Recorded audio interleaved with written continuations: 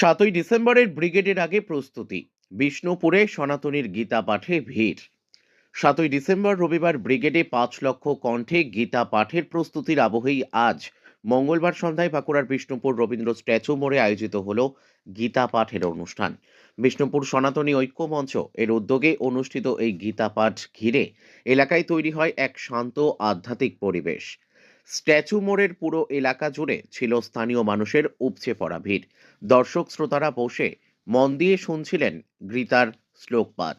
আয়োজকদের দাবি, ব্রিগেডে 5 লক্ষ কণ্ঠে গীতা পাঠের আগে এই ধরনের উদ্যোগগুলো মানুষের মধ্যে আরো উৎসাহ ও ধর্মীয় অনুভূতি জাগিয়ে তুলেছে।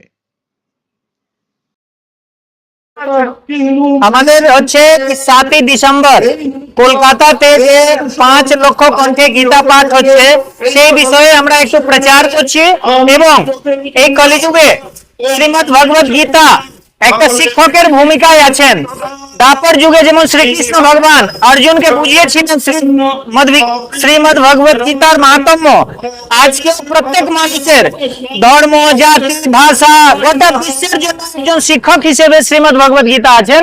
সেই দিকে আমরা চেষ্টা করছি যাতে প্রত্যেক সাধারণ মানুষ বাড়িতে প্রত্যেক দিন শ্রীমদ্ ভগবত গীতা পাঠ করে।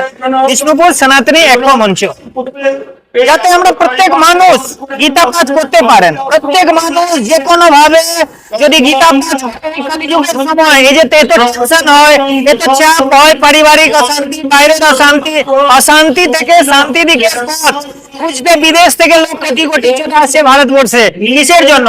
জ্ঞানের জন্য, আধ্যাত্মের জন্য। এবং অধ্যাত্মের মূলে শ্রীমদ্ ভগবত গীতা এবং তার জ্ঞান লুকিয়ে রয়েছে।